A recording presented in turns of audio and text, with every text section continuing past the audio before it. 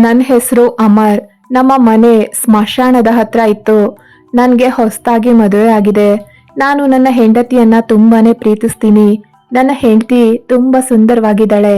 ಆದ್ರೆ ನನ್ನ ಹೆಂಡತಿ ರಾತ್ರಿ ಸಮಯದಲ್ಲಿ ವಿಚಿತ್ರವಾಗಿ ವರ್ತಿಸ್ತಿದ್ಲು. ನನ್ನ ಹೆಂಡತಿ ಪ್ರತಿ ರಾತ್ರಿ ನನಗೆ ಚಹಾ ತರ್ತಾ ಇದ್ಲು. ನಾನು ಅವಳ ಕೈಯಿಂದ ತಯಾರಿಸಿದ ಚಹಾ ಕುಡಿದಾಗ ನಾನು ಆಳವಾದ ನಿದ್ರೆಗೆ ಜಾರ್ತಾ ಇದ್ದೆ. ನನ್ನ ಹೆಂಡತಿ ನನಗೆ ತುಂಬಾ ಪ್ರೀತಿಯಿಂದ ಚಹಾ ನೀಡ್ತಾ ಇದ್ದ ಕಾರಣ ನಾನು ಅದನ್ನ ಬೇಡ ಅಂದೆ ಕುಡಿತಾ ಇದ್ದೆ. ಆದ್ರೆ ಒಂದು ದಿನ ನನ್ನ ಹೆಂಡತಿಯ ವಿಚಿತ್ರ ವರ್ತನೆಯನ್ನ ಕಂಡು ಹಿಡಿಯೋ ಸಲುವಾಗಿ ನಾನು ಚಹಾ ಕುಡಿಲಿಲ್ಲ. ಮತ್ತೆ ನನ್ನ ಹೆಂಡತಿಗೆ ತಿಳಿದಂತೆ ಆ ಚಹಾವನ್ನ ಬಾತ್ರೂಮ್ನಲ್ಲಿ ಚೆಲ್ದೆ. ನಂತರ ನಾನು ನಿದ್ರೆ ಬಂದಿರೋ ಹಾಗೆ ನಟಿಸ್ದೆ. ಆಗ ನನ್ನ ಹೆಂಡತಿಯ ಅಸಲಿ ರೂಪ ನನ್ನನ್ನ ಬೆಚ್ಚಿ ಬೀಳಿಸಿತ್ತು. ನನ್ನ ಹೆಸರು ಅಮರ್. ನಾನು ಬಹಳ ಶ್ರೀಮಂತ ವ್ಯಕ್ತಿ. ನನ್ನ ವ್ಯವಹಾರ ತುಂಬಾನೇ ಚೆನ್ನಾಗಿತ್ತು. ನಾನು ಅಂತಾರಾಷ್ಟ್ರೀಯ ಕಂಪನಿಯ ಮಾಲೀಕನಾಗಿದ್ದೆ. ಈ ವ್ಯವಹಾರ ನನ್ನ ತಂದೆಯದು. ಆದ್ರೆ ಅವರ ಮರಣದ ನಂತರ ಇದು ನನ್ನದಾಯಿತು. ಎಲ್ಲ ಆಸ್ತಿ, ವ್ಯವಹಾರ, ಬ್ಯಾಂಕ್ ಬ್ಯಾಲೆನ್ಸ್ ಎಲ್ಲವೂ ನನ್ನದಾಗಿತ್ತು. ನನ್ನ ಕುಟುಂಬದಲ್ಲಿ ನನ್ನ ತಾಯಿ ಮಾತ್ರ ಇದ್ರು. ಯಾಕೆ ಅಂದ್ರೆ ನಾನು ನನ್ನ ತಾಯಿ ತಂದೆಯ ಏಕೈಕ ಮಗನಾಗಿದ್ದೆ. ಈಗ ಮನೆಯಲ್ಲೂ ಕೂಡ ನನ್ನ ತಾಯಿ ಮಾತ್ರ ಉಳಿದಿದ್ರು. ನನ್ನ ತಾಯಿ ನನ್ನನ್ನ ಮದುವೆ ಆಗೋಕೆ ಬಲವಂತ ಮಾಡ್ತಾ ಇದ್ರು. ಆದ್ರೆ ನಾನು ಲವ್ ಮ್ಯಾರೇಜ್ ಆಗ್ಬೇಕು ಅಂತ ಬಯಸ್ತಾ ಇದ್ದೆ. ನಾನು ಒಬ್ಳು ಹುಡುಗಿನ ನೋಡಿದ್ರೆ ಅವಳನ್ನ ನೋಡ್ದಾಗ್ಲೇ ನನಗೆ ಪ್ರೀತಿ ಆಗ್ಬೇಕು ಅನ್ಕೊಂಡಿದ್ದೆ. ಆದ್ರೆ ಇಂದಿನವರೆಗೂ ಅಂತಹ ಹುಡುಗಿ ನನಗೆ ಸಿಕ್ಕಿರ್ಲಿಲ್ಲ. ಆದ್ರೆ ಅನೇಕ ಹುಡುಗಿಯರು ನನ್ನ ಸುತ್ತಲೂ ತಿರುಗ್ತಾ ಇದ್ರು. ನಾನು ತುಂಬಾ ಸ್ಮಾರ್ಟ್ ಆಗಿದ್ದೆ. ಆ ಹುಡುಗಿಯರು ನನ್ನನ್ನ ಮದುವೆ ಆಗೋಕೆ ಹಾತೊರಿತಾ ಇದ್ರು. ಆದ್ರೆ ನಾನು ಎಂದಿಗೂ ಯಾರನ್ನು ಗಮನಿಸ್ತಾ ಇರ್ಲಿಲ್ಲ. ನಾನು ಬಯಸಿದ್ದು ನನಗೆ ಸ್ವತಃ ಒಬ್ಬ ಹುಡುಗಿ ಮೇಲೆ ಪ್ರೀತಿ ಆಗ್ಬೇಕು. ನಾನು ಅವಳ ಪ್ರೀತಿಯಲ್ಲಿ ಬಂದಿ ಆಗ್ಬೇಕು. ಆದ್ರೆ ಬಹಳ ಸಮಯ ಕಳೆದ್ರೂ ಅಂತಹ ಹುಡುಗಿ ನನಗೆ ಸಿಕ್ಕಿರ್ಲಿಲ್ಲ. ಒಂದು ದಿನ ನಾನು ನನ್ನ ಕಚೇರಿಯಲ್ಲಿ ಕೆಲವು ಜನರ ಸಂದರ್ಶನವನ್ನ ತೆಗೆದುಕೊಳ್ತಾ ಇದ್ದೆ. ಅವರು ಉದ್ಯೋಗಕ್ಕಾಗಿ ಅರ್ಜಿ ಸಲ್ಲಿಸಿದ್ದವರು. ನಾವು 15 ಜನರಲ್ಲಿ 7 ಜನ ಪ್ರತಿಭಾವಂತರನ್ನ ಆಯ್ಕೆ ಮಾಡಬೇಕಾಗಿತ್ತು. ಮತ್ತೆ ಅವರು ನಮ್ಮ ಕಂಪನಿಯ ಎಲ್ಲಾ ಕೆಲಸಗಳನ್ನ ಚೆನ್ನಾಗಿ ನಿರ್ವಹಿಸಬಲ್ಲವರಾಗಬೇಕಾಗಿತ್ತು. ಆ 7 ಜನರಲ್ಲಿ ಒಬ್ಳು ರಶ್ಮಿ ಎಂಬ ಹುಡುಗಿ ಬಂದ್ಲು. ಅವಳು ನನ್ನ ಕ್ಯಾಬಿನ್ಗೆ ಪ್ರವೇಶಿಸಿದಾಗ್ಲೇ ನನ್ನ ದೃಷ್ಟಿ ಅವಳ ಮೇಲೆ ನಿಂತಿತ್ತು. ಅವಳು ಅಷ್ಟು ಸುಂದರವಾಗಿದ್ಲು. ನಾನು ಅವಳನ್ನ ನೋಡ್ತಲೇ ಇರಬೇಕು ಅಂತ ನನ್ನ ಮನಸ್ಸು ಹೇಳ್ತಾ ಇತ್ತು. ಅವಳು ನನ್ನ ಮುಂದೆ ಬಂದು ಕುಳಿತಾಗ್ಲೂ ನಾನು ಅವಳನ್ನ ನಿರಂತರವಾಗಿ ನೋಡ್ತಾನೆ ಇದ್ದೆ. ಇದೇ ಮೊದಲ ಬಾರಿಗೆ ನಾನು ಯಾವ್ದಾದ್ರೂ ಒಂದು ಹುಡುಗಿಯನ್ನ ಇಷ್ಟು ಗಮನ ಇಟ್ಟು ನೋಡ್ತಾ ಇದ್ದದ್ದು. ನಾನು ಅವಳನ್ನ ನಿರಂತರವಾಗಿ ನೋಡ್ತಾ ಇದ್ದೀನಿ ಅಂತ ಅವಳು ಅದನ್ನ ಗಮನಿಸಿದಾಗ ಅವಳು ಸ್ವಲ್ಪ ಅಸಹಜತೆಯನ್ನ ಅನುಭವಿಸಿದ್ಲು. ನಾನು ಅವಳು ಗಾಬರಿ ಆಗೋದನ್ನ ಗಮನಿಸಿದಾಗ ನಾನು ನನ್ನನ್ನ ತಡೆಯೋಕೆ ಪ್ರಯತ್ನಿಸ್ದೆ. ಮತ್ತೆ ಅವಳ ಬಳಿ ಕ್ಷಮೆ ಯಾಚಿಸ್ದೆ. ಅವಳು ಇಟ್ಸ್ ಓಕೆ ಅಂತ ಹೇಳಿದ್ಲು. ಅವಳು ತುಂಬಾನೇ ಸುಂದರವಾಗಿದ್ಲು. ಅವಳು ಹೈ ಎಜುಕೇಟೆಡ್ ಮತ್ತೆ ಬಹಳ ಪ್ರತಿಭಾವಂತಳಾಗಿದ್ಲು. ಆದ್ರಿಂದ ನಾನು ಅವಳಿಗೆ ಕೆಲಸ ನೀಡಿದೆ. ಆದ್ರೆ ಯಾವುದೋ ಕಾರಣದಿಂದ ಅವಳು ಕೆಲಸ ಸಿಕ್ಕಿದ್ರೂ ಕೂಡ ಹೆಚ್ಚು ಸಂತೋಷ ಪಡ್ಲಿಲ್ಲ. ಕೇವಲ ಸ್ವಲ್ಪ ನಗುವನ್ನ ತೋರಿಸಿದ್ಲು. ಸಾಮಾನ್ಯವಾಗಿ ನಮ್ಮ ಬಳಿ ಉದ್ಯೋಗ ಸಂದರ್ಶನಕ್ಕೆ ಬರೋರು ನಾವು ಅವರಿಗೆ ಉದ್ಯೋಗ ಕೊಟ್ಟಾಗ ಅವರು ತುಂಬಾ ಸಂತೋಷ ಪಡ್ತಾರೆ. ಆದ್ರೆ ಈ ಹುಡುಗಿ ತುಂಬಾ ವಿಚಿತ್ರವಾಗಿದ್ಲು. ಕೆಲವರು ನಮ್ಮ ಮ್ಯಾನೇಜರ್ಗಳಿಂದ 2-3 ದಿನಗಳ ನಂತರ ಕರೆ ಅಥವಾ ಸಂದೇಶವನ್ನ ಸ್ವೀಕರಿಸ್ತಾರೆ. ಅವರು ತಮ್ಮ ಉದ್ಯೋಗವನ್ನ ದೃಢಪಡಿಸ್ತಾರೆ. ಮತ್ತೆ ಈ ದಿನಾಂಕದಲ್ಲಿ ಕೆಲಸವನ್ನ ಪ್ರಾರಂಭಿಸ್ಬೇಕು ಅಂತ ಕೂಡ ತಿಳಿಸ್ತಾರೆ. ಆದ್ರೆ ಈ ಹುಡುಗಿ ತನ್ನ ಬಗ್ಗೆ ಏನು ಕೇಳಲಿಲ್ಲ. ಕೇವಲ ಉದ್ಯೋಗ ದೃಢಪಟ್ಟಿದೆ ಅಂತ ಕೇಳಿ ಅಲ್ಲಿಂದ ಹೊರಟು ಹೋದ್ಲು. ನಾನು ನನ್ನ ಮ್ಯಾನೇಜರ್ಗೆ ಈ ಹುಡುಗಿಗೆ ಸಂದೇಶ ಕಳಿಸಿ ಎಲ್ಲಾ ಮಾಹಿತಿಯನ್ನ ನೀಡೋಕೆ ಹೇಳ್ದೆ. 3 ದಿನಗಳ ನಂತರ ಆ ಹುಡುಗಿ ನಮ್ಮ ಕಚೇರಿಯಲ್ಲಿ ಕೆಲಸವನ್ನ ಪ್ರಾರಂಭಿಸಿದ್ಲು. ಅವಳು ಸಮಯದ ಬಗ್ಗೆ ತುಂಬಾನೇ ಕಟ್ಟುನಿಟ್ಟಾಗಿದ್ಲು. ನಿಖರವಾಗಿ 9 ಗಂಟೆಗೆ ಕಚೇರಿಗೆ ಬಂದು ತನ್ನ ಕೆಲಸವನ್ನ ತುಂಬಾ ಚೆನ್ನಾಗಿ ಮಾಡ್ತಾ ಇದ್ಲು. ಹಾಗಾಗಿ ನನಗೆ ರಶ್ಮಿ ತುಂಬಾನೇ ಇಷ್ಟ ಆದ್ಲು. ಅವಳು ಎಲ್ಲಾ ರೀತಿಯಲ್ಲೂ ಉತ್ತಮಳಾಗಿದ್ಲು ಮತ್ತೆ ಪ್ರಶಂಸನೀಯಳಾಗಿದ್ಲು. ರಶ್ಮಿ ನನ್ನ ಕಚೇರಿಯಲ್ಲಿ ಕೆಲಸ ಮಾಡ್ತಾ 1 ತಿಂಗಳು ಕಳೆದಿತ್ತು. ನಾನು ನನ್ನ ಮ್ಯಾನೇಜರ್ಗೆ ಹೇಳಿ ಅವಳಿಗೆ ಒಂದು ಕ್ಯಾಬಿನ್ ಸಿದ್ಧಪಡಿಸಿದ್ದೆ. ಈಗ ನಾನು ಅವಳನ್ನ ನೋಡೋಕೆ ನೆಪಗಳನ್ನ ಹುಡುಕ್ತಾ ಇದ್ದೆ. ಮತ್ತೆ ಅವಳನ್ನ ಯಾವಾಗ್ಲೂ ನನ್ನ ಕ್ಯಾಬಿನ್ಗೆ ಕರೀತಾ ಇದ್ದೆ. ನಾನು ಅವಳನ್ನ 10 ಬಾರಿ ಕರೀತಾ ಇದ್ರು ಅವಳು ಪ್ರತಿಯೊಮ್ಮೆ ನನ್ನ ಕ್ಯಾಬಿನ್ಗೆ ಬರ್ತಾ ಇದ್ಲು. ಅವಳ ಉತ್ತಮ ಕೆಲಸವನ್ನ ಗಮನಿಸಿ ನಾನು ಶೀಘ್ರದಲ್ಲೇ ಅವಳ ಸಂಬಳವನ್ನ ಹೆಚ್ಚಿಸೋಕೆ ನನ್ನ ಮ್ಯಾನೇಜರ್ಗೆ ಹೇಳಿದ್ದೆ. ಯಾವುದೋ ಕಾರಣದಿಂದ ನಾನು ಅವಳಿಗೆ ಸಹಾಯ ಮಾಡೋದು ಮತ್ತೆ ಅವಳನ್ನ ನಿರಂತರವಾಗಿ ನೋಡೋದು ನನಗೆ ಇಷ್ಟ ಆಗ್ತಾ ಇತ್ತು. ನಾನು ಮನೆಗೆ ಹೋದಾಗ ನನ್ನ ತಾಯಿ ಇನ್ನೂ ಕೂಡ ನನ್ನನ್ನು ಮದುವೆ ಆಗೋಕೆ ಒತ್ತಾಯಿಸ್ತಾ ಇದ್ರು. ಆದರೆ ಈಗ ನಾನು ಒಂದು ಹುಡುಗಿಯನ್ನ ಇಷ್ಟಪಟ್ಟಿದ್ದೆ. ಆದರೆ ನಾನು ಅವರಿಗೆ ಏನಂತ ಹೇಳಿ, ಇದು ಕೇವಲ ಒನ್ ಸೈಡೆಡ್ ಲವ್ ಆಗಿತ್ತು. ನಾನು ಅವಳಿಗೆ ಪ್ರಪೋಸ್ ಮಾಡೋಕೆ ಮತ್ತೆ ಅವಳೊಂದಿಗೆ ಮಾತಾಡೋಕೆ ನಾನು ಅವಳ ಹತ್ರ ಹೋಗೋಕೆ ನೆಪಗಳನ್ನ ಹುಡುಕ್ತಾ ಇದ್ದೆ. ಒಂದು ದಿನ ನಾನೇ ಸ್ವತಃ ಅವಳ ಕ್ಯಾಬಿನ್ಗೆ ಹೋಗಿ ಅವಳೊಂದಿಗೆ ಮಾತಾಡೋಕೆ ಪ್ರಾರಂಭಿಸ್ದೆ. ಅವಳು ನನ್ನನ್ನು ನೋಡಿ ತುಂಬಾ ಗಾಬರಿ ಆಗಿದ್ಲು. ನಾನು ಅವಳ ಬಗ್ಗೆ ಕೇಳಿದ್ದೆ. ಅವಳು ಕಚೇರಿಯಲ್ಲಿ ಹೆಚ್ಚು ಯಾರೊಂದಿಗೂ ಮಾತಾಡ್ತಾ ಇರ್ಲಿಲ್ಲ ಅಂತ, ಕೇವಲ ತನ್ನ ಕೆಲಸವನ್ನ ಮಾಡ್ತಾ ಇದ್ಲು. ಹುಡುಗರೊಂದಿಗೆ ಅವಳು ಮಾತಾಡ್ತಾನೆ ಇರ್ಲಿಲ್ಲ, ಮತ್ತೆ ಹುಡುಗಿಯರೊಂದಿಗೂ ಕೂಡ ಸ್ವಲ್ಪ ಮಾತ್ರ ಮಾತಾಡ್ತಾ ಇದ್ಲು. ಅವಳ ಈ ಗುಣ ನನಗೆ ಇಷ್ಟ ಆಯ್ತು. ಆದ್ರೆ ಏನೋ ಕಾರಣದಿಂದ ಅವಳು ಕಚೇರಿಯಲ್ಲಿ ತುಂಬಾ ಭಯದಿಂದಾನೇ ಇರ್ತಾ ಇದ್ಲು. ಒಂದು ದಿನ ನಾನು ನನ್ನ ಕೆಲವು ಮ್ಯಾನೇಜರ್ಗಳು ಮತ್ತೆ ಉದ್ಯೋಗಿಗಳನ್ನ ನನ್ನ ಮನೆಗೆ ಊಟಕ್ಕೆ ಆಹ್ವಾನಿಸಿದ್ದೆ. ನಾನು ಒಂದು ಚಿಕ್ಕ ಪಾರ್ಟಿ ಆಯೋಜಿಸೋಕೆ ಯೋಚಿಸಿದ್ದೆ. ನಾನು ಕೇವಲ ನನ್ನ ಕಚೇರಿಯ ಜನರಿಗಾಗಿ ಒಂದು ಪಾರ್ಟಿಯನ್ನ ಆಯೋಜಿಸಿದ್ದೆ. ಆದ್ರೆ ಇದು ಕೇವಲ ರಶ್ಮಿಗಾಗಿ. ಆ ಜನರ ನೆಪದಲ್ಲಿ ರಶ್ಮಿ ಕೂಡ ನನ್ನ ಮನೆಗೆ ಬರಬಹುದು ಅಂತ. ಅದಕ್ಕೆ ನಾನೇ ಸ್ವತಃ ರಶ್ಮಿಯ ಕ್ಯಾಬಿನ್ಗೆ ಹೋಗಿ ಅವಳಿಗೆ ಆಹ್ವಾನ ನೀಡಿದೆ. ಅವಳು ನನ್ನ ಆಹ್ವಾನವನ್ನ ಸ್ವೀಕರಿಸಿದ್ಲು. ಆದ್ರೆ ಅವಳು, ಸರ್, ನಾನು ಬರೋಕೆ ಸಾಧ್ಯ ಇಲ್ಲ ಅಂತ ಹೇಳಿದ್ಲು. ನಾನು ಕೇಳಿದೆ, ಯಾಕೆ, ಏನಾದ್ರೂ ಸಮಸ್ಯೆ ಇದೆಯಾ? ಕಂಪ್ನಿಯಿಂದ ಎಲ್ಲ ಜನರು ಬರ್ತಾ ಇದ್ದಾರೆ ಅಂತ. ಅದಕ್ಕೆ ಅವಳು ಹೇಳಿದ್ಲು, ಇಲ್ಲ ಸರ್, ನಿಮ್ಮ ಮನೇಲಿ ರಾತ್ರಿ ಪಾರ್ಟಿ ಇರುತ್ತೆ, ಆದ್ರೆ ನಾನು ರಾತ್ರಿ ಹೊತ್ತಲ್ಲಿ ಹೊರಗಡೆ ಹೋಗೋದಿಲ್ಲ ಅಂತ. ಮತ್ತೆ ನಾನು ಕೇಳಿದೆ, ಪರವಾಗಿಲ್ಲ, ನೀನು ಊಟ ಮಾಡಿದ ನಂತರ ತಕ್ಷಣವೇ ಮನೆಗೆ ಹೋಗಬಹುದು, ರಾತ್ರಿ 10 ಗಂಟೆಗೆ ಅಂತ. ಆಗ ಅವಳು ಹೇಳಿದ್ಲು, ಇಲ್ಲ ಸರ್, ರಾತ್ರಿ 10 ಗಂಟೆಗೆ ನನ್ನ ಹಾಸ್ಟೆಲ್ ಗೇಟ್ ಮುಚ್ಚಿರುತ್ತೆ, ನಾವು 10 ಗಂಟೆಗೆ ಮೊದಲು ಹಾಸ್ಟೆಲ್ ರೂಮಿಗೆ ಹೋಗ್ಬೇಕು ಅಂತ. ನಾನು ಮತ್ತೆ ಕೇಳಿದೆ, ನೀನು ಹಾಸ್ಟೆಲ್ನಲ್ಲಿ ವಾಸ ಮಾಡ್ತೀಯಾ? ನಿನ್ಗೆ ಸ್ವಂತ ಮನೆ ಇಲ್ವಾ ಅಂತ. ಆಗ ಅವಳು ದುಃಖದಿಂದ ಹೇಳಿದ್ಲು, ಸರ್, ನನಗೆ ಮನೆ ಇಲ್ಲ ಅಂತ. ಆಗ ಮತ್ತೊಮ್ಮೆ ನಾನು ಕೇಳಿದೆ, ಅಂದ್ರೆ ನಿನ್ನ ಪೋಷಕರು ಎಲ್ಲಿದ್ದಾರೆ ಅಂತ. ಅವಳು ಹೇಳಿದ್ಲು, ಸರ್, ನನಗೆ ಅಪ್ಪ ಅಮ್ಮ ಇಲ್ಲ, ನನ್ನ ತಂದೆ ತಾಯಿ ಹಲವು ವರ್ಷಗಳ ಹಿಂದೆಯೇ ಈ ಜಗತ್ತನ್ನ ಬಿಟ್ಟು ಹೋದ್ರು, ನನಗೊಬ್ಳು ತಂಗಿ ಮಾತ್ರ ಇದ್ದಾಳೆ ಅಂತ. ಆಗ ನಾನು ಮತ್ತೆ ಕೇಳಿದೆ, ನನ್ನನ್ನ ಕ್ಷಮಿಸ್ಬಿಡು, ನೀನು ನಿನ್ನ ತಂಗಿಯೊಂದಿಗೆ ವಾಸಿಸ್ತಾ ಇದೀಯಾ ಅಂತ. ಆದ್ರೆ ಅವಳ ಕಣ್ಣಿನಲ್ಲಿ ಕಣ್ಣೀರು ತುಂಬಿತ್ತು. ಮತ್ತೆ ಅವಳು ಹೇಳಿದ್ಲು, ಇಲ್ಲ ಅಂತ. ಆಗ ನಾನು ಮತ್ತೂ ಕೂಡ ಕೇಳಿದೆ, ನಿನ್ ತಂಗಿ ಎಲ್ಲಿದ್ದಾರೆ? ಅವ್ರು ಯಾಕೆ ನಿನ್ ಜೊತೆ ವಾಸ ಮಾಡ್ತಿಲ್ಲ ಅಂತ. ಆದ್ರೆ ಈ ಬಾರಿ ರಶ್ಮಿ ನನ್ನ ಪ್ರಶ್ನೆಗೆ ಯಾವುದೇ ಉತ್ತರ ನೀಡಲಿಲ್ಲ. ಅವಳು ತನ್ನನ್ನ ತಾನು ತನ್ನ ಕೆಲಸದಲ್ಲಿ ತೊಡಗಿಸ್ಕೊಂಡ್ಲು. ಮತ್ತೆ ಅವಳು ನನ್ನ ಕಡೆ ನೋಡ್ಲಿಲ್ಲ. ಅವಳು ಯಾಕೆ ಹೀಗ್ ಮಾಡ್ತಿದ್ದಾಳೆ, ಅವಳು ತನ್ನ ಬಗ್ಗೆ ಯಾಕೆ ಹೇಳಲಿಲ್ಲ ಅನ್ನೋದೇ ನನ್ಗೆ ಅರ್ಥ ಆಗ್ಲಿಲ್ಲ. ಆದ್ರೆ ನಾನು ಅವಳಿಗೆ ಹೇಳ್ದೆ, ನೀನು ನನ್ನ ಪಾರ್ಟಿಗೆ ಬರೋದನ್ನ ನಾನು ಇಷ್ಟಪಡ್ತೀನಿ, ಮತ್ತೆ ನೀನು ಬರ್ದೇ ಇದ್ರೆ ನನಗೆ ತುಂಬಾ ಬೇಜಾರಾಗುತ್ತೆ. ನನ್ನ ಡ್ರೈವರ್ ನಿನ್ನ ಹಾಸ್ಟೆಲ್ಗೊಳಗಡೆಗೆ ಹೋಗೋಕೆ ಸಹಾಯ ಮಾಡ್ತಾನೆ, ಅದ್ರ ಬಗ್ಗೆ ನೀನೇನು ಚಿಂತೆ ಮಾಡಬೇಡ ಅಂತ. ಆದ್ರೂ ಅವಳು ಇನ್ನೂ ನನ್ನ ಮನೆಗೆ ಬರೋದನ್ನ ಒಪ್ಕೊಂಡಿರ್ಲಿಲ್ಲ. ಆದ್ರೆ ನಾನು ಅವಳಿಗೆ ಬಹಳ ಒತ್ತಾಯ ಮಾಡಿದ್ಮೇಲೆ ಕೊನೆಗೆ ಅವಳು ಒಪ್ಕೊಂಡ್ಲು. ಆದ್ರೆ ನನಗೆ ಇನ್ನೂ ಅನುಮಾನ ಇತ್ತು, ಅವಳು ನನ್ನ ಮನೆಗೆ ಪಾರ್ಟಿಗೆ ಬರ್ತಾಳೋ ಅಥವಾ ಇಲ್ವೋ ಅಂತ. ಪಾರ್ಟಿಯ ದಿನ ನಾನು ಅವಳನ್ನ ತೀವ್ರವಾಗಿ ನಿರೀಕ್ಷಿಸ್ತಾ ಇದ್ದೆ. ಅವಳು ನಿಖರವಾಗಿ 9 ಗಂಟೆಗೆ ನನ್ನ ಮನೆಗೆ ಬಂದ್ಲು.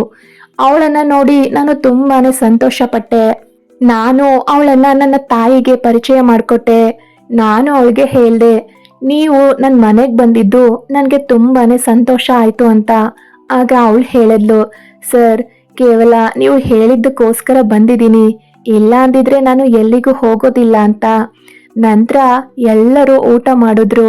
ನಾನು ಗಮನಿಸ್ತಾ ಇದ್ದೆ, ರಶ್ಮಿ ನಿರಂತರವಾಗಿ ತನ್ನ ಮೊಬೈಲ್ನಲ್ಲಿ ಟೈಮ್ ನೋಡ್ತಾ ಇದ್ಲು.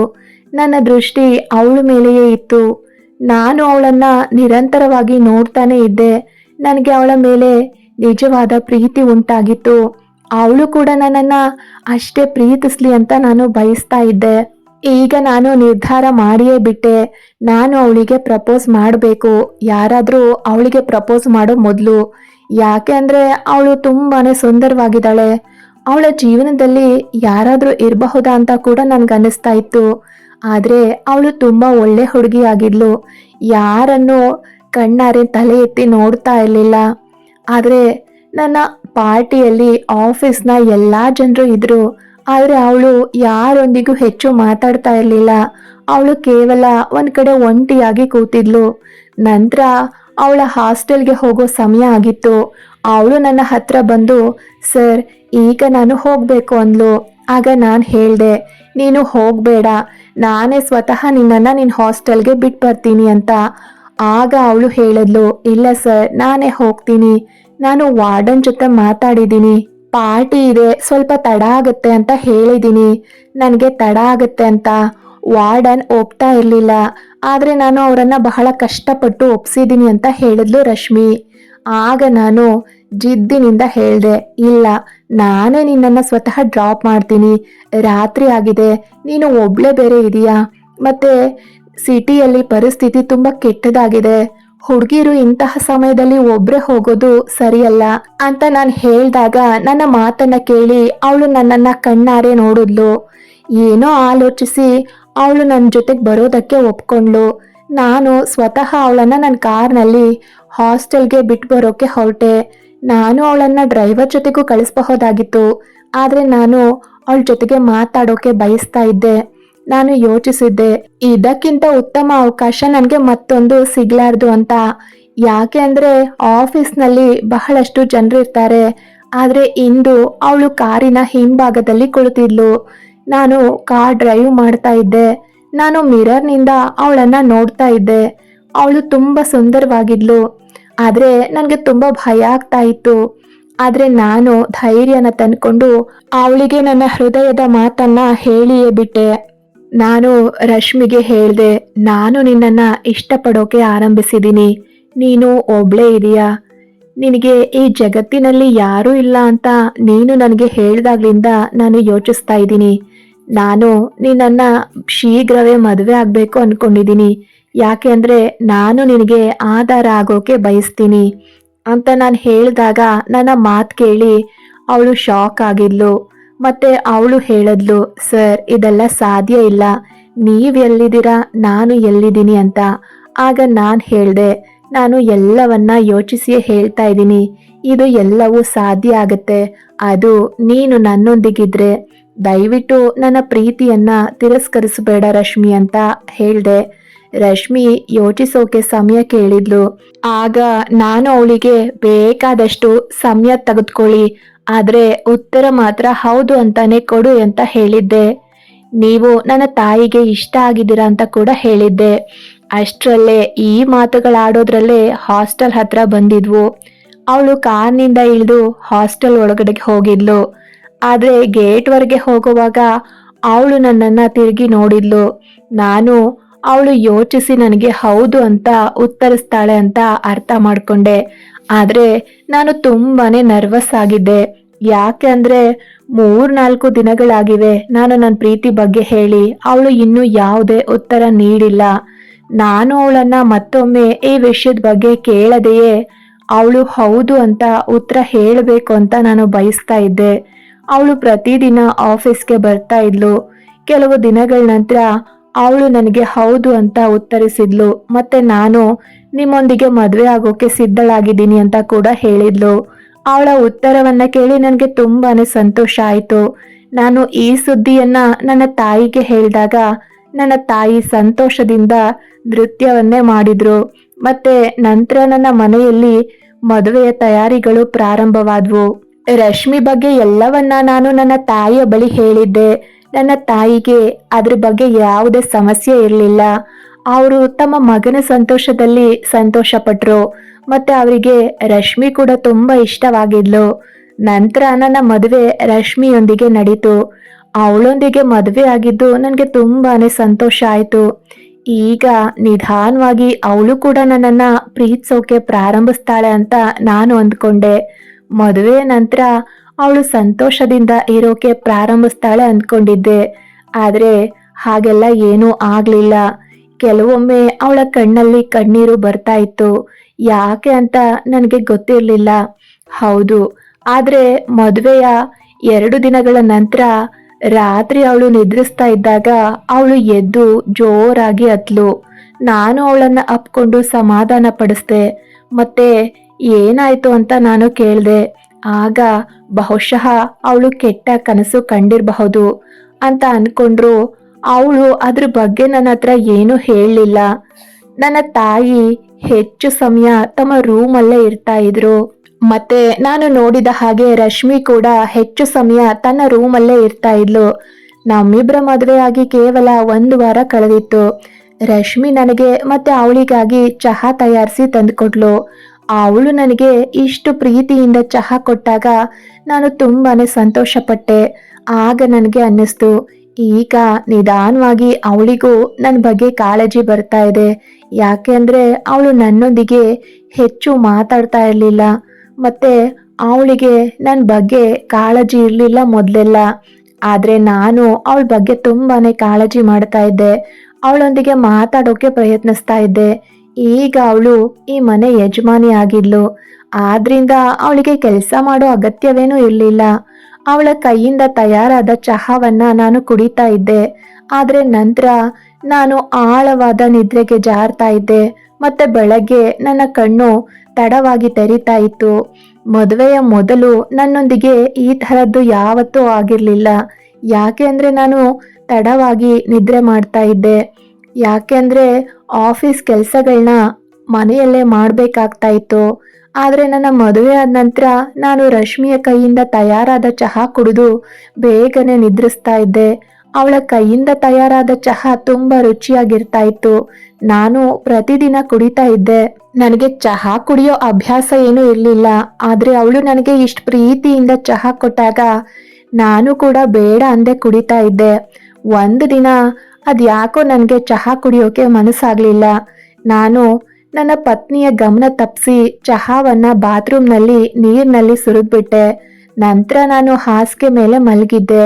ನನಗೆ ನಿದ್ರೆ ಬಂತು. ಆದ್ರೆ ಮಧ್ಯರಾತ್ರಿ ನನ್ನ ಕಣ್ಣು ತೆರೀತು. ನಾನು ಎಚ್ಚರ ಆಗಿ ನೋಡಿದಾಗ ಹಾಸಿಗೆ ಮೇಲೆ ನನ್ನ ಹೆಂಡತಿ ಇರಲಿಲ್ಲ. ಇದನ್ನ ನೋಡಿ ನಾನು ಬೆಚ್ಚಿ ಬಿದ್ದೆ.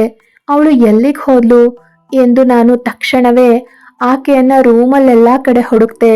ಆದ್ರೆ ಅವಳು ನನಗೆ ಎಲ್ಲಿಯೂ ಕಾಣಿಸ್ಲಿಲ್ಲ. ನಂತರ ನಾನು ರೂಮಿಂದ ಹೊರಗಡೆ ಬಂದೆ. ನಾನು ನನ್ನ ಈ ದೊಡ್ಡ ಮನೆಯಲ್ಲೆಲ್ಲ ಹುಡುಕ್ತೆ. ಆದ್ರೆ ನನ್ನ ರಶ್ಮಿ ಅಲ್ಲೆಲ್ಲೂ ಇರಲಿಲ್ಲ. ಸ್ವಲ್ಪ ಹೊತ್ತಿನ ನಂತರ ನಾನು ಮನೆ ಬಾಗಿಲಿನಿಂದ ನನ್ನ ಹೆಂಡತಿ ಒಳಗಡೆ ಬರ್ತಾ ಇರೋದನ್ನ ನೋಡಿದೆ. ಅವಳನ್ನ ನೋಡಿ ನಾನು ತಕ್ಷಣವೇ ಹಾಸಿಗೆ ಮೇಲೆ ಹೋಗಿ ಮಲಗ್ದೆ. ನಾನು ನಿದ್ರಿಸ್ತಾ ಇರೋವಂತೆ ನನ್ನ ಹೆಂಡತಿ ಬಂದು ಹಾಸಿಗೆಯ ಮೇಲೆ ಮಲಗಿ ತಾನು ಕೂಡ ನಿದ್ರಿಸಿದ್ಲು. ಆದ್ರೆ ನಾನು ಯೋಚಿಸ್ತಾ ಇದ್ದೆ, ಇಷ್ಟು ರಾತ್ರಿ ಅವಳಿಗೆ ಮನೆಯಿಂದ ಹೊರಗಡೆ ಏನ್ ಕೆಲಸ ಇತ್ತು? ಅವಳಿಗೆ ಯಾರು ಇಲ್ಲ. ಹಾಗಾದ್ರೆ ಅವಳು ಯಾಕಾಗಿ ಹೊರಗಡೆ ಹೋಗಿದ್ಲು? ಅದು ಕೂಡ ಈ ಸಮಯದಲ್ಲಿ. ಮತ್ತೆ ಮದುವೆ ಆದ ನಂತರದಿಂದ ನಾನು ಇಷ್ಟೊಂದು ನಿದ್ರೆಯನ್ನ ಯಾಕೆ ಮಾಡ್ತಾ ಇದ್ದೀನಿ? ನನಗೆ ಏನು ಅರ್ಥ ಆಗ್ತಾ ಇಲ್ಲ. ಇಂದು ನಾನು ಚಹಾ ಕುಡಿಲಿಲ್ಲ. ಆದ್ರಿಂದ ನನಗೆ ರಾತ್ರಿ ಮಧ್ಯದಲ್ಲಿ ಎಚ್ಚರ ಆಯ್ತು ಅಂತ ಅರ್ಥ ಆಯ್ತು. ಚಹಾ ಕುಡಿತಾ ಇರೋದ್ರಿಂದ ನನಗೆ ನಿದ್ರೆ ಬರ್ತಾ ಇದೆ ಎಂಬುದನ್ನ ನಾನು ಖಚಿತಪಡಿಸ್ಕೊಂಡೆ. ಈ ವಿಷಯವನ್ನ ದೃಢಪಡಿಸ್ಕೊಳ್ಳೋಕೆ ಮುಂದಿನ ದಿನ ನನ್ನ ಪತ್ನಿ ಕೋಣೆಗೆ ಚಹಾ ತಂದ್ಕೊಟ್ಟಾಗ ನಾನು ಆ ಚಹಾವನ್ನ ತೆಗೆದುಕೊಂಡೆ. ಆದ್ರೆ ಕುಡಿಲಿಲ್ಲ. ನಂತರ ನಾನು ಹಾಸಿಗೆ ಮೇಲೆ ಮಲಗ್ದೆ. ನಾನು ಅವಳು ಏನ್ ಮಾಡ್ತಾಳೆ ಅನ್ನೋದನ್ನ ನೋಡೋಕೆ ಬಯಸಿದ್ದೆ. ಇವತ್ತು ರಾತ್ರಿ ನನ್ನ ಪತ್ನಿ ಮನೆಯಿಂದ ಹೊರಗಡೆ ಹೋಗ್ತಾಳ ಅಂತ. ಮತ್ತೆ ಅದೇ ಆಗಿತ್ತು. ನನ್ನ ಹೆಂಡತಿ ನಿಧಾನವಾಗಿ ಎದ್ಲು. ಮತ್ತೆ ನನ್ನ ಯೋಚನೆಯಂತೆ ಇಷ್ಟು ರಾತ್ರಿ ಮನೆ ಹೊರಗೆ ಹೋಗಿದ್ಲು. ನಾನು ನೋಡ್ತಾನೆ ಇದ್ದೆ. ಅವಳು ಕಾರಿನ ಕೀ ತಾನೇ ಮನೆ ಒಳಗಡೆಯಿಂದ ತೆಗೆದುಕೊಂಡು ತಾನೇ ಕಾರ್ ಡ್ರೈವ್ ಮಾಡ್ಕೊಂಡು ಹೊರಡ್ಲು. ಅವಳು ಕಾರ್ ತೆಗೆದುಕೊಂಡು ಹೊರಟ ಕೂಡ್ಲೆ ನಾನು ಕೂಡ ತಕ್ಷಣವೇ ಇನ್ನೊಂದು ಕಾರ್ ತೆಗೆದುಕೊಂಡು ಅವಳನ್ನ ಹಿಂಬಾಲಿಸೋಕೆ ಪ್ರಾರಂಭಿಸ್ದೆ. ಕಾರ್ ಓಡಿಸ್ತಾ ನನ್ನ ಮನಸ್ಸಿನಲ್ಲಿ ಅನೇಕ ಪ್ರಶ್ನೆಗಳು ಬರ್ತಾ ಇತ್ತು. ನಾನು ಯೋಚನೆ ಮಾಡ್ತಾ ಇದ್ದೆ, ನನ್ನ ಹೆಂಡತಿಗೆ ಬೇರೆ ಯಾರ ಜೊತೆಗಾದ್ರೂ ಸಂಬಂಧ ಇದೆಯಾ? ಅವಳು ಎಷ್ಟು ಸಾಧು ಮತ್ತೆ ಒಳ್ಳೆಯವಳ ಹಾಗೆ ಕಾಣಿಸ್ತಾಳೋ ಅವಳು ಅಂತರಂಗದಲ್ಲಿ ಅಷ್ಟು ಒಳ್ಳೆಯವಳು ಅಲ್ವಾ? ಅವಳು ನನಗೆ ಮೋಸ ಮಾಡ್ತಾ ಇದ್ದಾಳ ಅಂತ. ಆದ್ರೆ ಈಗ ನಾನು ಅವಳನ್ನ ಹಿಂಬಾಲಿಸ್ತಾ ಇದ್ದೀನಿ. ಎಲ್ಲವನ್ನ ನನಗೆ ತಿಳ್ಕೋಬೇಕು ಅನ್ಸಿದೆ.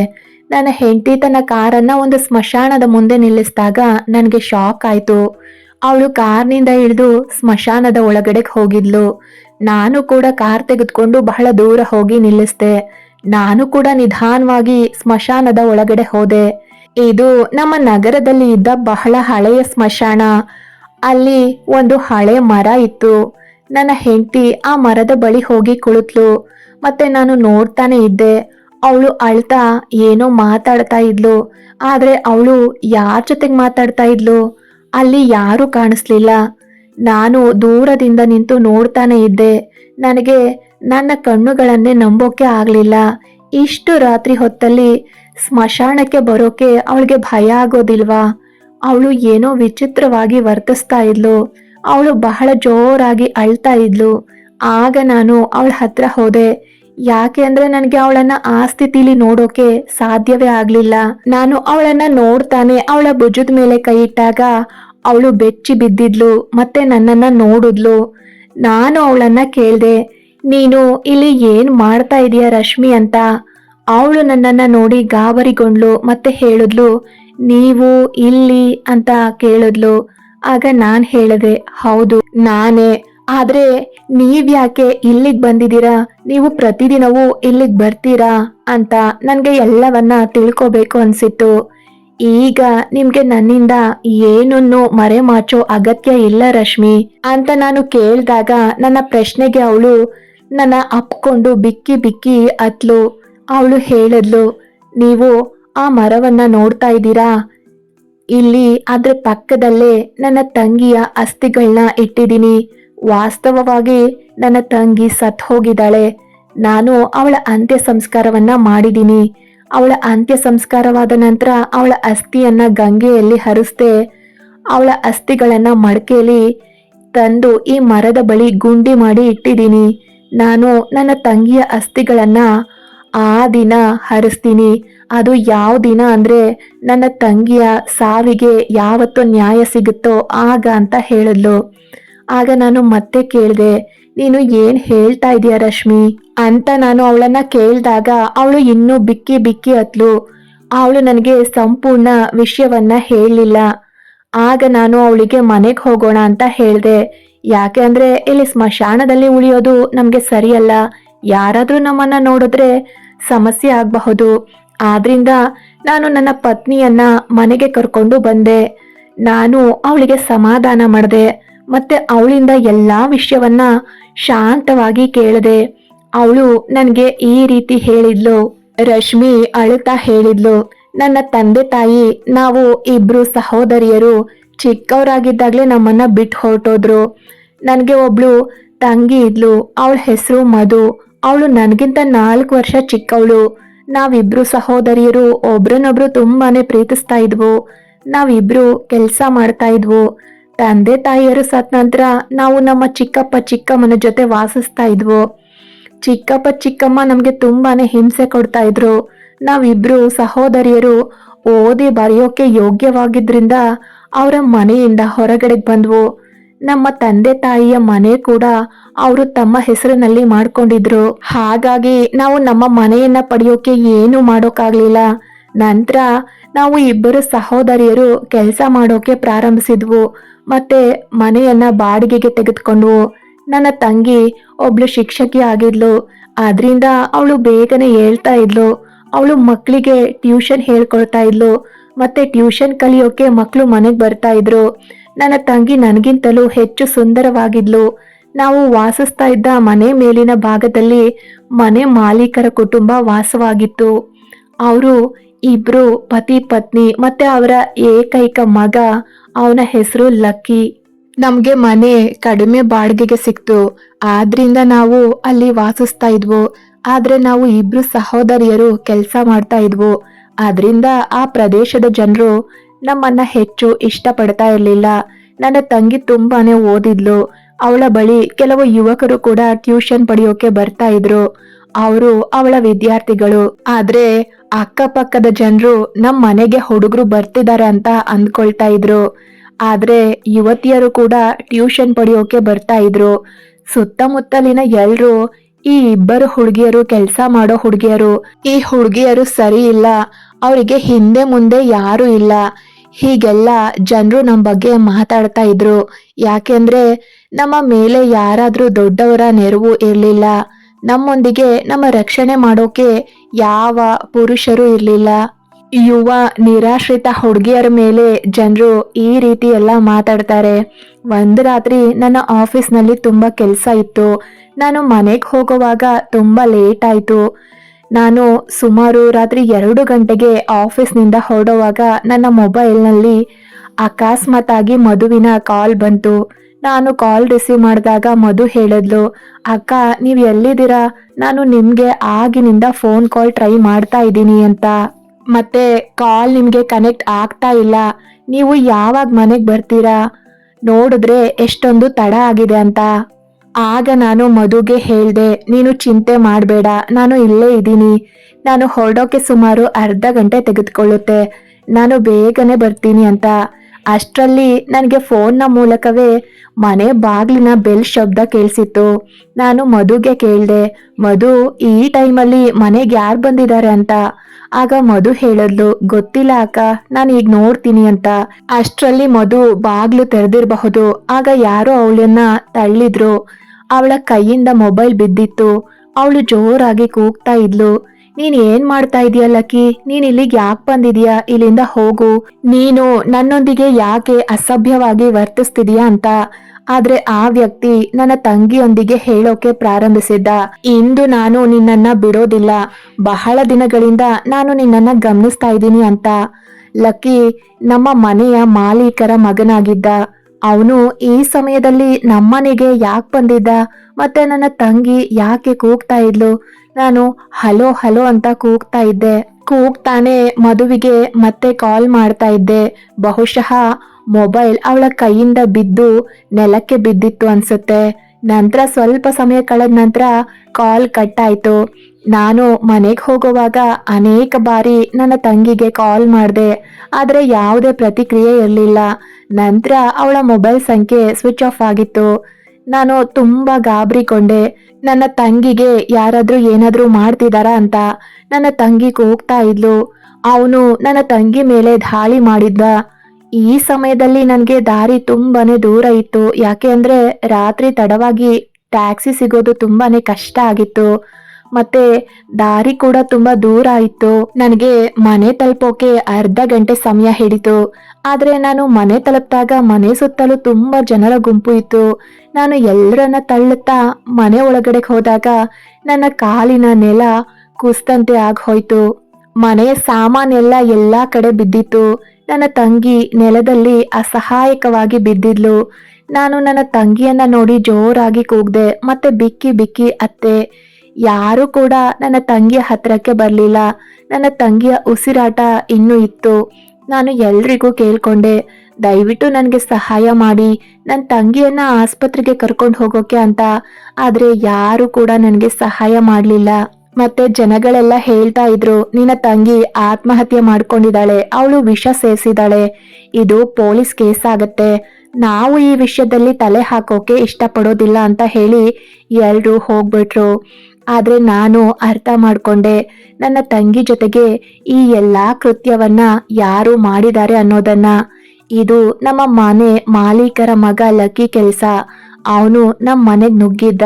ಯಾಕೆ ಅಂದ್ರೆ ನಾನು ಫೋನ್ನಲ್ಲಿ ಅವನ ಧ್ವನಿಯನ್ನ ಕೇಳಿಸ್ಕೊಂಡಿದ್ದೆ. ನಾನು ಅವನ ಕಾಲರ್ ಹಿಡ್ಕೊಂಡು, ನೀನು ನನ್ನ ತಂಗಿಗೆ ಏನ್ ಮಾಡಿದೀಯೋ ಅದನ್ನ ಹೇಳು ಅಂತ ಕೇಳಿದೆ. ಈಗ ನೀನೆ ನನ್ನ ಜೊತೆಗೆ ಆಸ್ಪತ್ರೆಗೆ ಬರ್ಬೇಕು ಅಂತ ಕೂಡ ಹೇಳ್ದೆ. ಆದ್ರೆ ಎಲ್ರು ನನ್ನ ಮತ್ತೆ ನನ್ನ ತಂಗಿಯದ್ದೇ ತಪ್ಪು ಅಂತ ಹೇಳಿದ್ರು. ಆಗ ಮನೆ ಮಾಲೀಕರು ಕೂಡ, ನೀನು ನನ್ನ ಮಗನ ಮೇಲೆ ಈ ರೀತಿ ಆರೋಪವನ್ನ ಅದ್ ಹೇಗ್ ಮಾಡ್ತೀಯ, ನೀವಿಬ್ರು ಸರಿ ಇಲ್ದೇ ಇರೋ ಹುಡುಗಿರು. ನನ್ನ ಮಗ ಅವನ ಸ್ನೇಹಿತನ ಜೊತೆಗೆ ಬಹಳ ಸಮಯದ ಹಿಂದೆಯೇ ಹೋಗಿದ್ದ, ರಾತ್ರಿ ತಡವಾಗಿ ಮನೆಗ್ ಬಂದ ಅಂತ ಹೇಳಿದ್ರು. ನನ್ನ ತಂಗಿ ಈ ಜಗತ್ತನ್ನ ಬಿಟ್ಟೆ ಹೋಗಿದ್ಲು ಅಷ್ಟ್ರಲ್ಲಾಗ್ಲೆ. ಆ ಅರ್ಧ ಗಂಟೆಯಲ್ಲಿ ನನ್ನ ಸಂಪೂರ್ಣ ಜೀವನವೇ ಬದಲಾಗಿ ಹೋಯ್ತು. ಅವಳ ಉಸಿರಾಟ ನಿಂತಿತ್ತು. ಲಕ್ಕಿಯ ತಂದೆ ಅವನನ್ನ ಅಲ್ಲಿಂದ ಕಳಿಸ್ಬಿಟ್ರು. ನಾನು ಒಂಟಿಯಾಗಿದ್ದೆ. ನಾನು ನನ್ನ ತಂಗಿಯ ಮುಂದೆ ಕುಳಿತುಕೊಂಡು ಇದೆಲ್ಲ ಹೇಗಾಯ್ತು, ಏನಾಯ್ತು ನಿನಗೆ ಅಂತ ಅಳ್ತಾ ಇದ್ದೆ. ನಂತರ ನಾನು ನನ್ನ ಕೆಲವು ಸ್ನೇಹಿತರನ್ನ ಕರೆದು ಅವ್ರ ಜೊತೆಗೆ ಸೇರಿ ನನ್ನ ಸಹೋದರಿಯ ಅಂತ್ಯಕ್ರಿಯೆಯನ್ನ ಮಾಡಿದೆ. ಅವಳ ಅಸ್ಥಿಗಳನ್ನ ಮರದ ಕೆಳಗೆ ಹೂತು ಬಿಟ್ಟೆ. ನಾನು ಅವತ್ತೇ ನಿರ್ಧರಿಸಿದೆ, ನನ್ನ ತಂಗಿಯನ್ನ ಈ ಸ್ಥಿತಿಗೆ ತಂದ ಆರೋಪಿಗೆ ಶಿಕ್ಷೆ ಕೊಡಿಸೋವರೆಗೂ ಅವಳ ಅಸ್ಥಿಗಳನ್ನ ಮರದ ಕೆಳಗಡೆನೆ ಹೂತಿರುವಂತೆ ಇಡಬೇಕು ಅಂತ. ಆದ್ರೆ ನಾನು ಒಬ್ಳೇ ಇದನ್ನೆಲ್ಲ ಹೇಗ್ ಮಾಡ್ಲಿ? ನನ್ಗೆ ಸಹಾಯ ಮಾಡೋಕೆ ಯಾರು ಸಿದ್ಧರಿರ್ಲಿಲ್ಲ. ಅಕ್ಕಪಕ್ಕದವರೆಲ್ಲ ನಮ್ಮನ್ನ ಮೊದಲೇ ದ್ವೇಷಿಸ್ತಾ ಇದ್ರು, ಈಗ ಇನ್ನೂ ಹೆಚ್ಚು ದ್ವೇಷಿಸ್ತಾ ಇದ್ರು. ನಾನು ನನ್ನ ತಂಗಿಯ ಅಂತ್ಯಕ್ರಿಯೆಯನ್ನ ಮುಗಿಸಿ ಮನೆಗೆ ಬಂದಾಗ ನೆಲದಲ್ಲಿ ನನ್ನ ತಂಗಿಯ ಒಡೆದ ಮೊಬೈಲ್ ಇತ್ತು. ನಾನು ಅದನ್ನ ತಕ್ಷಣವೇ ತೆಗೆದುಕೊಂಡು ಇನ್ನೂ ಏನಾದ್ರೂ ಸಾಕ್ಷ್ಯ ಸಿಗುತ್ತಾ ಅಂತ ನೋಡೋಕೆ ಪ್ರಯತ್ನಿಸ್ದೆ. ಆದ್ರೆ ನನಗೆ ಅಲ್ಲಿ ಒಡೆದ ಶರ್ಟ್ ಬಟನ್ ಒಂದನ್ನ ಹೊರತುಪಡಿಸಿ ಇನ್ನೇನು ಸಿಗ್ಲಿಲ್ಲ. ಅದನ್ನ ಕೂಡ ನನ್ನ ಪರ್ಸ್ನಲ್ಲಿ ಇಟ್ಕೊಂಡೆ. ನಾನು ಇನ್ನು ರೂಮನ್ನೆಲ್ಲ ಪರಿಶೀಲಿಸ್ತಾ ಇದ್ದಾಗ ಮನೆ ಮಾಲೀಕರು ಬಂದು, ನೀನು ಮತ್ತೆ ಈ ಮನೆಗ್ ಬರೋಕೆ ಹೇಗ್ ಧೈರ್ಯ ಮಾಡ್ದೆ ಅಂತ ಕೇಳಿದ್ರು. ಆಗ ನಾವಿಲ್ಲಿ ಬಾಡಿಗೆಗೆ ವಾಸಿಸ್ತಾ ಇದ್ದಿದ್ದು, ನಾನು ಇಲ್ಲಿಗೆ ಬರ್ದೆ ಮತ್ತೆ ಎಲ್ಲಿಗೆ ಹೋಗ್ಬೇಕು ಅಂತ ಉತ್ತರಿಸಿದ್ದೆ. ಆಗ ಅವರು, ಈಗ ನೀನು ನನ್ನ ಮಗನ ಮೇಲೆ ನಿನ್ನ ತಂಗಿಯ ಸಾವಿನ ಆರೋಪ ಮಾಡಿದ್ಯಾ, ನಾಳೆ ನಿನಗೆ ಇನ್ನೇನಾದ್ರೂ ಆದ್ರೆ ಅದರ ಆರೋಪವನ್ನ ನನ್ನ ಮಗನ ಮೇಲೆ ಮಾಡ್ತೀಯ ಅಂತ ಹೇಳಿದ್ರು. ನೀವು ಇಬ್ರು ಅಕ್ಕ ತಂಗಿಯರು ಹೇಗೆ ಅನ್ನೋದು ನನಗೆ ಚೆನ್ನಾಗೇ ಗೊತ್ತು. ನಾನು ನಿನ್ನನ್ನ ನನ್ನ ಮನೆಯಲ್ಲಿ ಇರೋಕೆ ಬಿಡೋಕ್ ಸಾಧ್ಯವೇ ಇಲ್ಲ ಅಂತ ಹೇಳಿದ್ರು. ಆಗ ನಾನು, ಅಂಕಲ್, ನನ್ನ ತಂಗಿಯೊಂದಿಗೆ ತಪ್ಪು ಮಾಡಿದ್ದು ನಿಮ್ಮ ಮಗನೇ. ನೀವು ನೋಡ್ತಾ ಇರಿ, ನಿಮ್ಮ ಮಗನ ತಪ್ಪಿಗೆ ಶಿಕ್ಷೆ ಖಂಡಿತ ಆಗತ್ತೆ ಅಂತ ಹೇಳ್ದೆ. ನನ್ನ ಮಾತಿಗೆ ಅವರು ತುಂಬಾ ಕೋಪಗೊಂಡ್ರು. ಇಲ್ಲಿಂದ ಇವತ್ತೇ ಹೊರಟು ಹೋಗು ಅಂತ ಹೇಳಿದ್ರು. ಅವರು ಪಕ್ಕದವರ ಸಹಾಯದಿಂದ ನನ್ನನ್ನ ಬಲವಂತವಾಗಿ ಆ ಮನೆಯಿಂದ ಹೊರಗಡೆ ಹಾಕಿದ್ರು. ನನಗೆ ಏನ್ ಮಾಡಬೇಕು ಅಂತಾನೆ ತಿಳಿತಾ ಇರ್ಲಿಲ್ಲ. ನಾನು ಕೂಗ್ತಾ, ನನ್ನ ತಂಗಿ ಆತ್ಮಹತ್ಯೆ ಮಾಡ್ಕೊಳ್ಳಿಲ್ಲ, ಅವಳನ್ನ ಕೊಂದಿದ್ದಾರೆ, ಆ ಲಕ್ಕಿಯೇ ನನ್ನ ತಂಗಿಯನ್ನ ಕೊಂದಿದ್ದಾನೆ ಅಂತ ನಾನು ಎಲ್ರಿಗೂ ಹೇಳೋಕೆ ಪ್ರಯತ್ನಿಸ್ತಾ ಇದ್ದೆ. ಆದ್ರೆ ಮನೆ ಮಾಲೀಕ ಎಲ್ರಿಗೂ ನನ್ನ ತಂಗಿ ಆತ್ಮಹತ್ಯೆ ಮಾಡ್ಕೊಂಡಿದ್ದಾಳೆ, ಅವಳು ವಿಷ ಸೇವಿಸಿದ್ಲು ಅಂತಾನೆ ಹೇಳಿದ್ರು. ನನ್ನ ತಂಗಿ ತುಂಬಾನೇ ಧೈರ್ಯವಂತ ಸ್ವಭಾವದ ಹುಡುಗಿ. ಅವಳು ವಿಷ ಸೇವಿಸೋದಕ್ಕೆ ಏನ್ ಕಾರಣ ಇತ್ತು? ನಾವಿಬ್ರು ಇಲ್ಲಿಗೆ ಬಾಡಿಗೆಗೆ ವಾಸಿಸ್ತಾ ಇದ್ವು, ನಮ್ಮ ಜೀವನವನ್ನ ಶಾಂತಿಯಾಗಿ ಸಾಗ್ಸೋಕೆ. ಆದ್ರೆ ಒಂದು ದಿನ ನಾನು ಸಂಪೂರ್ಣವಾಗಿ ಒಂಟಿಯಾಗ್ಬಿಡ್ತೀನಿ ಅಂತ ನನಗೆ ತಿಳಿದಿರ್ಲಿಲ್ಲ. ಮನೆ ಮಾಲೀಕರು ನನಗೆ ಅರ್ಧ ಗಂಟೆ ಸಮಯ ನೀಡಿದ್ರು. ನಾನು ನನ್ನ ಎಲ್ಲಾ ಸಾಮಾನುಗಳನ್ನ ಪ್ಯಾಕ್ ಮಾಡಿ ನನ್ನ ಸ್ನೇಹಿತೆಯ ಮನೆಗೆ ಹೋದೆ. ನಾನು ನನ್ನ ಸ್ನೇಹಿತೆ ಮನೆಯಲ್ಲಿ ಸುಮಾರು 3 ತಿಂಗಳು ಇದ್ದೆ. ನನ್ನ ತಂಗಿಯ ಸಾವಿನ ಆಘಾತದಿಂದ ಹೊರಗೆ ಬರೋಕೆ ನನಗೆ ಸಾಧ್ಯ ಆಗ್ತಾ ಇರಲಿಲ್ಲ. ಆದ್ರಿಂದ ನಾನು ಕೆಲಸಕ್ಕೆ ಹೋಗೋದನ್ನ ಬಿಟ್ಟಿದ್ದೆ. ನಾನು ನನ್ನ ತಂಗಿಯನ್ನ ನೆನೆತಾ ಅಳ್ತಾ ಕೂರ್ತಾ ಇದ್ದೆ. ಅವಳನ್ನ ತುಂಬಾನೇ ನೆನಪಿಸ್ಕೊಳ್ತಾ ಇದ್ದೆ. ಪ್ರತಿದಿನ ರಾತ್ರಿ ಆ ಮರದ ಬಳಿಗೆ ಹೋಗಿ ಅವಳ ಜೊತೆಗೆ ಮಾತಾಡ್ತಾ ಇರ್ತಾ ಇದ್ದೆ. ಅದನ್ನ ನೋಡಿದ ನನ್ನ ಸ್ನೇಹಿತೆ ನನಗೆ ಹುಚ್ಚು ಹಿಡಿದಿದೆ ಅಂತ ಅನ್ಕೊಳ್ತಾ ಇದ್ಲು. ನಾನು ರಾತ್ರಿ ಸಮಯದಲ್ಲಿ ಕಾಣೆ ಆಗ್ತಾ ಇದ್ದಿದ್ರಿಂದ ನನ್ನ ಸ್ನೇಹಿತೆ ನನ್ನ ಬಗ್ಗೆ ಬೇಸರ ಮಾಡ್ಕೊಂಡಿದ್ಲು. ಅವಳು ನನಗೆ, ನೀನ್ ಎಲ್ಲಿಗೆ ಹೋಗ್ತೀಯೋ ಗೊತ್ತಿಲ್ಲ ಅಂತ ಬೈತಾ ಇದ್ಲು. ನಂತರ ಅವಳು ನನಗೆ ತನ್ನ ಮನೆಯಿಂದ ಹೊರಗಡೆ ಹೋಗೋಕೆ ಹೇಳಿದ್ಲು. ಈ ಜಗತ್ತು ತುಂಬಾನೇ ಕೆಟ್ಟದ್ದು.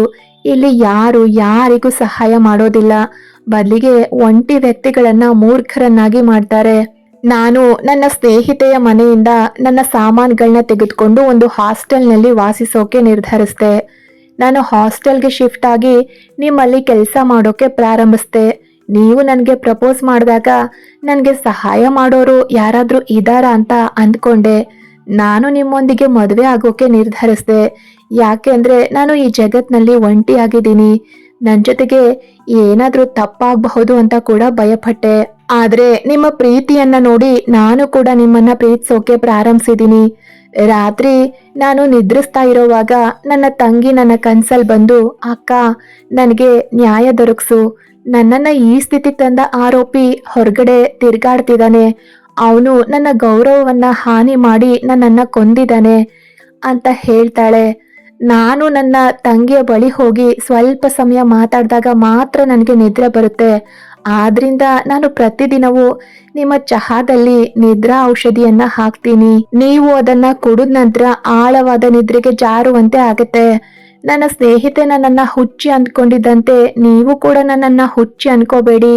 ನೀವು ನನ್ನನ್ನ ತಪ್ಪಾಗಿ ಅರ್ಥ ಮಾಡ್ಕೋಬೇಡಿ. ನೀವು ಕೂಡ ಹಾಗೆ ಅನ್ಕೊಳ್ತೀರೇನೋ ಅನ್ಕೊಂಡು ನಾನು ನಿಮ್ಗೆ ಈ ವಿಷಯವನ್ನ ಹೇಳಿರ್ಲಿಲ್ಲ ಅಂತ ಹೇಳಿದ್ಲು ರಶ್ಮಿ. ಈ ಮಾತುಗಳನ್ನ ಹೇಳಿ ರಶ್ಮಿ ಬಿಕ್ಕಿ ಬಿಕ್ಕಿ ಅಳೋಕೆ ಪ್ರಾರಂಭಿಸಿದ್ಲು. ನಿಜವಾಗಿಯೂ ಅವಳ ಜೀವನದಲ್ಲಿ ತುಂಬಾನೇ ಕೆಟ್ಟದ್ದಾಗಿದೆ. ನಾನು ಅವಳಿಗೆ ಧೈರ್ಯ ನೀಡಿದೆ. ಮತ್ತೆ ನಾನು ನಿನ್ನ ನೋವನ್ನು ಅರ್ಥ ಮಾಡ್ಕೊಳ್ದೇ ಇರೋ ವ್ಯಕ್ತಿ ಅಲ್ಲ, ನಿನ್ನನ್ನು ತುಂಬಾ ಪ್ರೀತಿಸೋ ವ್ಯಕ್ತಿ. ನಿನ್ನ ಮಾತುಗಳನ್ನ ಸಹ ಶಾಂತವಾಗಿ ಕೇಳ್ತೀನಿ, ಮತ್ತೆ ನಿನ್ನೊಂದಿಗೆ ನಿಂತ್ಕೊಳ್ತೀನಿ. ಮತ್ತೆ ನಾನು ನಿನ್ನ ತಂಗಿಯ ಆರೋಪಿಗೆ ಶಿಕ್ಷೆ ಆಗುವಂತೆ ಮಾಡ್ತೀನಿ.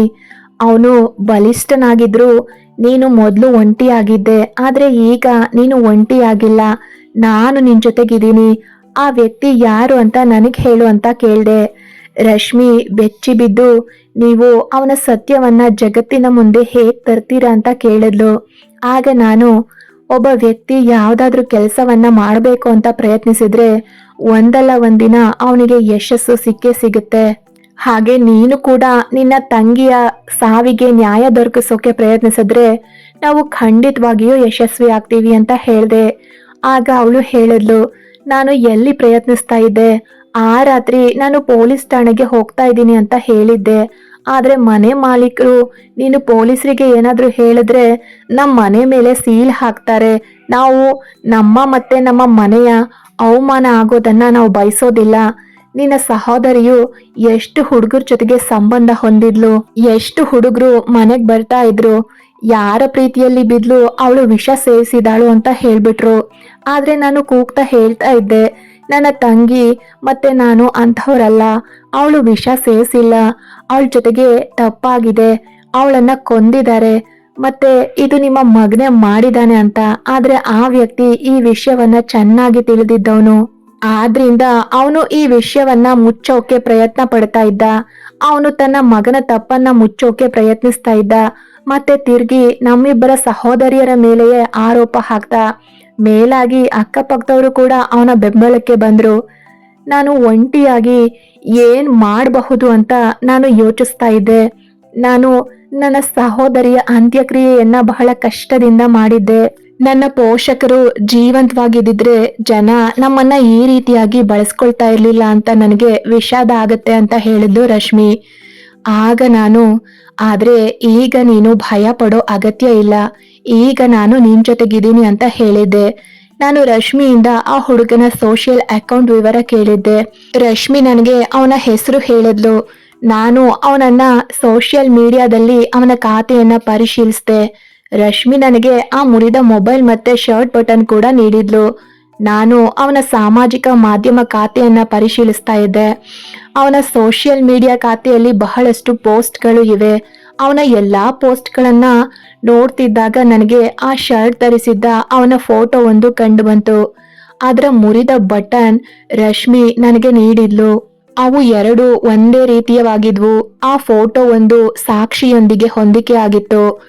ನಾನು ಆ ಫೋಟೋವನ್ನ ಉಳಿಸ್ಕೊಂಡೆ. ನಾನು ರಶ್ಮಿಯಿಂದ ಅವಳ ತಂಗಿಯ ಮುರಿದ ಮೊಬೈಲ್ ತೆಗೆದುಕೊಂಡು ಅದನ್ನ ರಿಪೇರಿಗೆ ನೀಡಿದ್ದೆ. ನಂತರ ನಾನು ನನ್ನ ಪೊಲೀಸ್ ಇನ್ಸ್ಪೆಕ್ಟರ್ ಸ್ನೇಹಿತನೊಂದಿಗೆ ಈ ಪ್ರಕರಣದ ಬಗ್ಗೆ ಚರ್ಚೆ ಮಾಡಿದೆ. ಅವನಿಗೆ ಎಲ್ಲವನ್ನ ವಿವರಿಸಿದ್ದೆ. ನನ್ನ ಸ್ನೇಹಿತನು ಕೂಡ ಸಾಕ್ಷ್ಯಗಳನ್ನ ಕೇಳಿದ್ದ. ನಾನು ಶರ್ಟ್ ಬಟನ್ನ ಫೋಟೋವನ್ನ ಅವನಿಗೆ ನೀಡಿದ್ದೆ. ನನ್ನ ಸ್ನೇಹಿತ ಮೊಬೈಲ್ ರಿಪೇರಿ ಆದ ತಕ್ಷಣ ನೀವು ನನಗೆ ಅದನ್ನ ಕೊಡಿ, ಅದರಲ್ಲಿ ಮಧು ತನ್ನ ಅಕ್ಕನ ಜೊತೆಗೆ ಕೊನೆ ಬಾರಿ ಮಾತಾಡಿದ್ದು ಇದೆ, ಇಬ್ರಿಗೂ ಕರೆ ದಾಖಲಿಸುವಿಕೆ ಇರುತ್ತೆ, ನಾವು ಈ ಫೋನಿಂದ ಬಹಳಷ್ಟನ್ನ ಹುಡುಕಬಹುದು ಅಂತ. ಕೆಲವು ದಿನಗಳ ನಂತರ ಮಧು ಫೋನ್ ರಿಪೇರಿ ಆದ ನಂತರ ನಾನು ಅದನ್ನ ನನ್ನ ಸ್ನೇಹಿತನಿಗೆ ಕೊಟ್ಟೆ. ನಂತರ ಕಾಲ್ ರೆಕಾರ್ಡಿಂಗ್ ತೆಗೆದಾಗ ರಶ್ಮಿ ಹೇಳ್ದಂತೆ ರಶ್ಮಿ ಮತ್ತೆ ಮಧು ಮಾತಾಡ್ತಾ ಇದ್ದಾಗ ಅದರಲ್ಲಿ ಲಕ್ಕಿಯ ಧ್ವನಿ ಸ್ಪಷ್ಟವಾಗಿ ಕೇಳಿಸ್ತಾ ಇತ್ತು. ಮಧು ಲಕ್ಕಿಗೆ, ನೀನು ಇಲ್ಲೇನ್ ಮಾಡ್ತಾ ಇದೀಯಾ, ಮನೆ ಒಳಗಡೆಗೆ ಯಾಕೆ ಬಂದಿದ್ಯಾ ಅಂತ ಕೇಳ್ತಾ ಇದ್ಲು. ಲಕ್ಕಿ, ಇಂದು ನಿನ್ನನ್ನ ಬಿಡೋದಿಲ್ಲ ಅಂತ ಹೇಳ್ತಾ ಇದ್ದ. ಪೊಲೀಸರ ಬಳಿ ದೃಢವಾದ ಸಾಕ್ಷ್ಯವಿತ್ತು. ಪೊಲೀಸರು ಲಕ್ಕಿನ ಅರೆಸ್ಟ್ ಮಾಡಿದ್ರು. ಆಗ ಲಕ್ಕಿ ತಂದೆ ಅವನ ಮಗನ ಎಲ್ಲಾ ತಪ್ಪುಗಳನ್ನ ಮುಚ್ಚೋಕೆ ಲಕ್ಕಿಯ ತಂದೆ ಬಹಳ ಪ್ರಯತ್ನ ಪಡ್ತಾ ಇದ್ರು. ಆದ್ರಿಂದ ಅವರ ತಂದೆಯನ್ನ ಕೂಡ ಬಂಧಿಸಲಾಯ್ತು. ಆದ್ರೆ ಅದಕ್ಕೂ ಮುನ್ನ ಪೊಲೀಸರು ಲಕ್ಕಿನ ಹೊಡೆದಾಗ ಲಕ್ಕಿ ಎಲ್ಲಾ ಸತ್ಯವನ್ನ ಒಪ್ಕೊಂಡ. ಅವನು ಬಹಳ ದಿನಗಳಿಂದ ಮಧುವನ್ನ ಗಮನಿಸ್ತಾ ಇದ್ದ. ಮಧು ಅವ್ರ ಮನೆಗ್ ಬಂದ ದಿನದಿಂದಲೇ ಅವನು ಅವಳ ಮೇಲೆ ಕೆಟ್ಟ ದೃಷ್ಟಿ ಇಟ್ಟಿದ್ದ. ಅವನು ಮಧು ಇಂದು ಮನೆಯಲ್ಲಿ ಒಬ್ಳೆ ಇದ್ದಾಳೆ ಅಂತ ತಿಳಿದಾಗ ಬಾಗಿಲು ತಟ್ಕೊಂಡು ಬಲವಂತವಾಗಿ ಅವ್ರ ಮನೆಗೆ ಪ್ರವೇಶಿಸಿದವನು ಮಧು ಜೊತೆಗೆ ತಪ್ಪಾಗಿ ನಡ್ಕೊಂಡ. ನಂತರ ಅವಳನ್ನ ಕೊಂದ. ಮಧು ತುಂಬಾನೇ ಸುಂದರವಾಗಿದ್ಲು. ಎಲ್ಲಾ ಸಾಕ್ಷ್ಯಗಳು ಮತ್ತೆ ಲಕ್ಕಿಯ ಹೇಳಿಕೆಯ ಆಧಾರದ ಮೇಲೆ ಲಕ್ಕಿಗೆ ಕಠಿಣ ಶಿಕ್ಷೆ ನೀಡಲಾಯಿತು. ಈ ರೀತಿ ಮಧು ಸಾವಿಗೆ ನ್ಯಾಯ ದೊರೆತಿತ್ತು. ರಶ್ಮಿ ತುಂಬಾನೇ ಸಂತೋಷವಾಗಿದ್ಲು. ಯಾಕೆಂದ್ರೆ ನಾನು ಅವಳಿಗೆ ತುಂಬಾ ಬೆಂಬಲ ನೀಡಿದ್ದೆ. ಪೊಲೀಸರ ಸಹಾಯದಿಂದ ನಾವು ಲಕ್ಕಿಗೆ ಶಿಕ್ಷೆ ನೀಡುವಲ್ಲಿ ಯಶಸ್ವಿ ಆದ್ವು. ಅಲ್ಲಿ ನೆರೆಹೊರೆಯವರೆಲ್ಲರಿಗೂ ಮಧು ಸಾವಿನ ಸಂಪೂರ್ಣ ವಿಷಯ ತಿಳಿದು ಬಂದಿತ್ತು. ಅಕ್ಕಪಕ್ಕದವರು ಈ ಇಬ್ಬರು ಹುಡುಗಿಯರನ್ನ ತಪ್ಪಾಗಿ ಅರ್ಥ ಮಾಡ್ಕೊಂಡಿದ್ರು. ಈಗ ಸತ್ಯ ಏನು ಎಂಬುದು ಎಲ್ರಿಗೂ ತಿಳಿದಿತ್ತು. ನಾನು ರಶ್ಮಿಯೊಂದಿಗೆ ಈಗ ತುಂಬಾ ಸಂತೋಷವಾಗಿದ್ದೀನಿ.